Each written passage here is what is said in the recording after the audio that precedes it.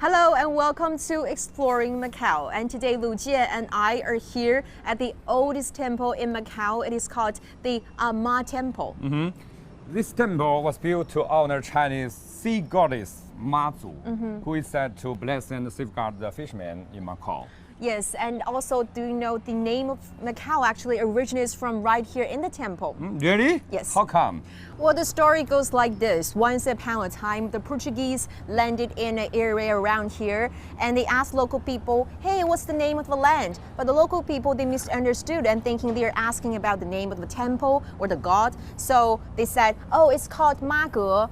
And then the Portuguese thought, oh, that's the name of the land. So they translated from Macao to Macau. So that's how the name came from. That's interesting. That's why the name Macau sounds similar to name Macao. Exactly. And also, even though the temple being the oldest surviving building here in Macau, being well preserved and pretty much unchanged, but the surroundings around the temple have changed dramatically.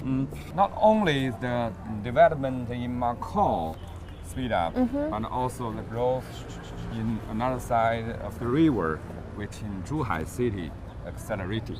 I agree, Lu Jie, and actually Macau has been taking place with so many changes, but only seeing is believing. And now we're joined in our show by a photographer, Mr. Chen Xianyao. Thank you so much for joining us. 你好，你好，你好。 And he has been actually taking photos of Macau in the past 2 decades. Yeah. Hello, Mr. Chen. Hello. You have witnessed and recorded so many changes in Macau in the past 20 years. So could you share with us some photos you have taken? 给我们看看您的照片吧。好，这个是我们 This is the earliest photo of China in the history of photography. It was taken at Ama Temple. 个位置来拍的。 对。 So before, because it was all the sea here, and now then the land was reclaimed from the sea. 好，接着是 This photo shows the outside changes of the surroundings of the temple. So it's dramatic changes. 对。好，来。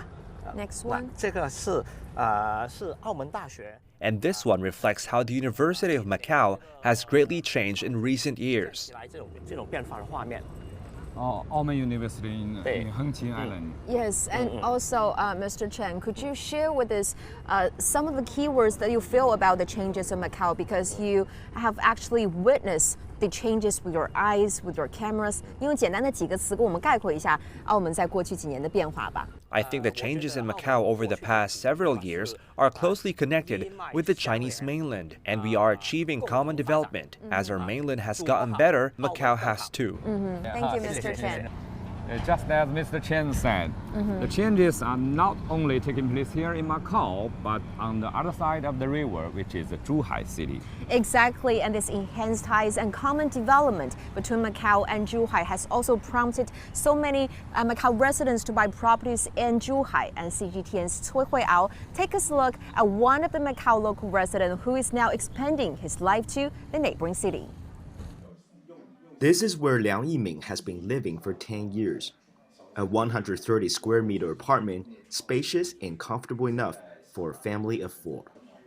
But recently, Liang bought a new apartment on Hengqin, an island just a couple hundred meters from Macau. We have been wanting to buy an apartment for our retirement life. Macau is too expensive for us. Southeast Asia is a bit far away. So we ended up choosing Hengqin. It's close to Macau and the prices are good. Liang showed me photos of his new purchase, which looks quite fancy. It cost 670,000 US dollars, half the price of a similar apartment in Macau. Add to that, housing restrictions in the Chinese mainland were recently lifted for Macau residents. Previously, they needed to provide proof of their residence, study, or employment in order to buy housing in the Greater Bay Area. But in November, all of those requirements were waived. For Liang, buying an apartment in Hengqin is not just for their retirement. Like most Chinese parents, they also think of their children. I have faith in Hengqin's future. It's brand new. Lots of opportunities there for young people. My son and daughter are now studying in Canada and the UK. When they graduate, the timing will be perfect. 对，都赶上这一波了。 Zhuhai's local government plans to build Hengqin into a center for innovation and business startups for youth from Macau. That being said, Liang is not without concern. 澳门现在 The only thing is the discrepancy in income. For Macau youth, a college graduate gets paid more here than in the Greater Bay Area. Plus, the unemployment rate is very low in Macau. They need more incentive. 一些年轻人去横琴 Liang says he has been talking to his graduating daughter about moving to Hengqin for her first job. He believes, salary aside, young people in Macau need to be more adventurous.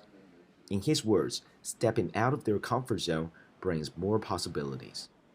Zhuhai, CGTN, Macau. Welcome back, and here we are on the opposite side of the temple, and we can see across the river on that side there's so many skyscrapers. It's actually in the city of Zhuhai. Actually, Zoyun, I was in here in Macau 5 years ago. There weren't so many tall buildings on the other side of the river at that time. Wow, so there are lots of changes, and also the tall buildings are just one of the aspects of this joint development between Macau and also many cities in the Chinese mainland. And also in the past 20 years, this economic ties, the people-to-people exchanges have been growing as well. For instance, data have showed that the trade volume between Macau and the cities in the Chinese mainland have exceeded $3 billion. The past 20 years have seen Macau evolve from a region with sluggish growth to metropolis enjoying stability and prosperity. And now the mega projects such as the Greater Bay Area, the Hong Kong, Zhuhai, Macau Bridge are expected to bring Macau and its neighboring cities even closer together with shared vision, shared growth, as well as shared prosperity. That wraps up the entire edition of Exploring Macau. Thank you so much for watching the past 5 days. Bye for now. Bye.